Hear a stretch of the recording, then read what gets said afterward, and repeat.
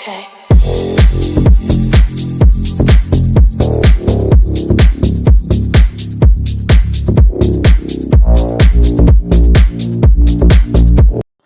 Bem-vindos, bem-vindos!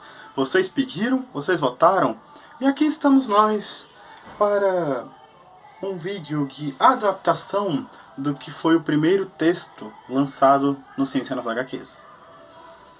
Bom, se alguém ainda não sabe quem eu sou, eu me chamo Lucas, sou um dos escritores e editores do blog, assim como dos administradores da página. Podem estar sempre me procurando para novas informações a respeito do que acontece com o nosso blog. Enfim, temos pouco tempo, então vamos agilizando. Escolhemos o Coringa. Agora, antes de falarmos sobre toda a questão que envolve o gás do medo, toda a química, toda a ciência, todo o entendimento biológico ali por trás, uma pergunta precisa ser feita. O que nós sabemos sobre o Coringa? O que nós sabemos sobre ele? Bom, para aqueles que não sabem, em 1938 foi lançado o Superman. E que isso tem a ver? Vou chegar lá. Foi lançada a primeira HQ Action Comics, em 1938, considerada a HQ que revolucionou o mundo dos quadrinhos, porque trouxe à luz o mundo de heróis. Já no ano seguinte, o grupo de editores que administrava a empresa que publicava Action Comics pediu por um herói que fosse diferente. Contrário. Em tudo que o Superman representava, eles queriam alguém que pudesse trazer o sentimento contrário. E assim surgiu o Batman. Agora, o que poucas pessoas sabem. O Batman então surge em 1939 e, em sua primeira revista, ele tem como inimigo ninguém mais, ninguém menos do que... Sim, ele mesmo, o Coringa. O Coringa foi um dos primeiros personagens da mitologia do Batman a serem criados. Isso a gente considera, inclusive, que ele foi criado primeiro que o próprio Alfred. Os primeiros personagens da mitologia do Batman criados foram o próprio Batman, o Capitão Jim Gordon e o Coringa, que se destacava por matar as pessoas com um gás venenoso. Guarde isso, vamos voltar nele mais tarde.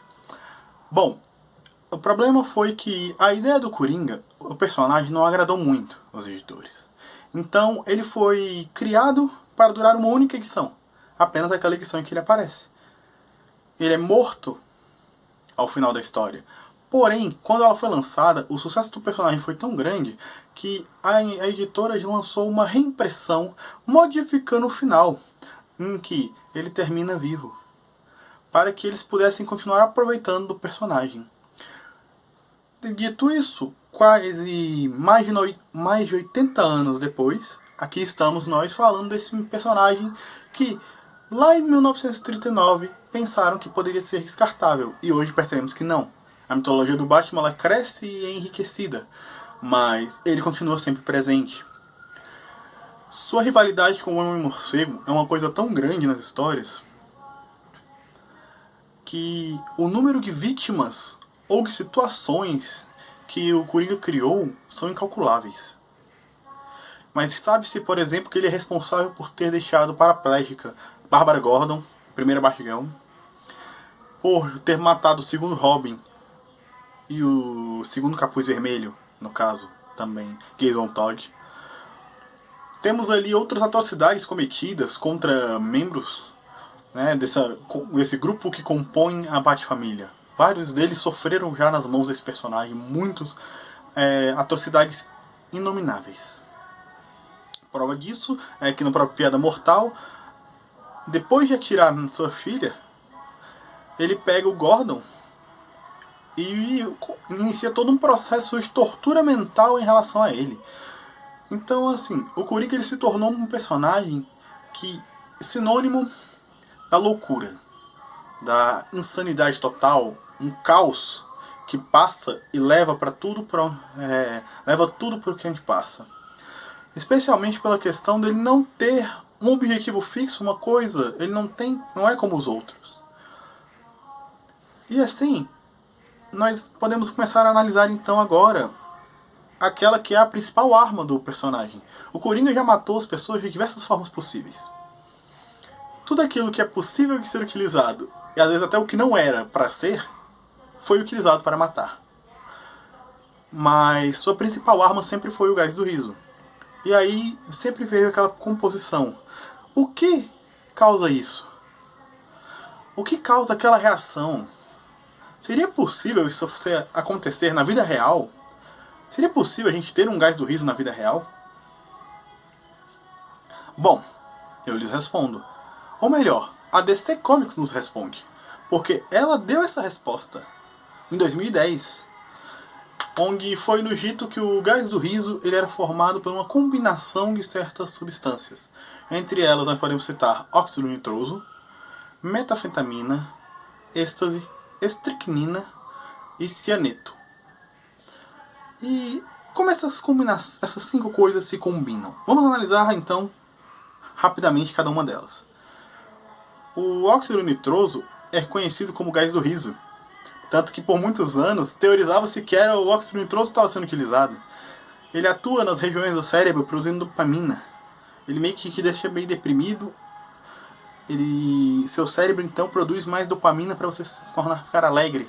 Ele é muito utilizado como anestésico por causa disso. E tende a gerar contrações involuntárias no rosto. As pessoas começam a sorrir. Por isso o gás do riso. Quando nós falamos da metafetaminas, anfetaminas em geral, são drogas estimulantes. Elas pegam e melhoram o cérebro, digamos assim.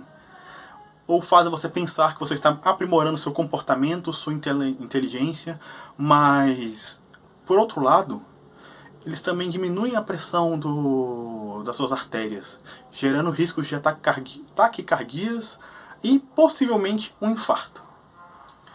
A estricnina, essa que tem um nomezinho mais complicado, não é?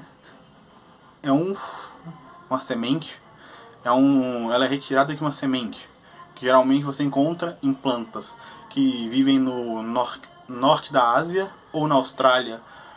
Uma delas se chama inclusive favo-gnós. E a estricnina então é uma semente que é retirada dessa planta, extremamente venenoso.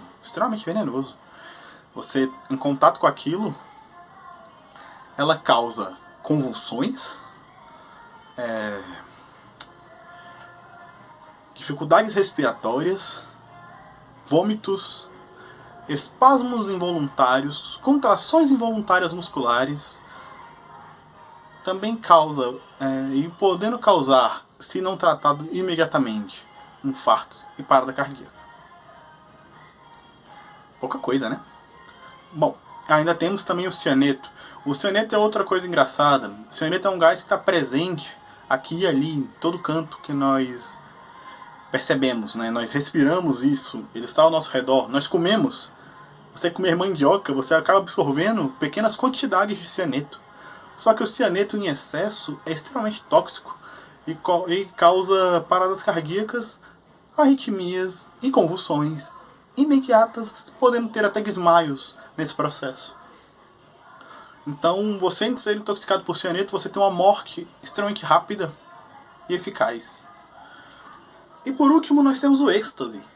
Para aqueles que não sabem, o êxtase ele surgiu como para tratamento de obesidade, mas quando foi percebido que a taxa não funcionava, ele foi levado para os hospitais psiquiátricos para deixar a mente dos pacientes limpa. Também não serviu. E hoje nós temos então o êxtase que gera, né, sintomas parecidos com as anfetaminas, por ser um estimulante, mas ele pode trazer para você, inclusive, convulsões, ele pode causar em excesso rupturas de personalidade e, como todos os outros, parada cardíaca. Percebemos o que todos eles têm em comum?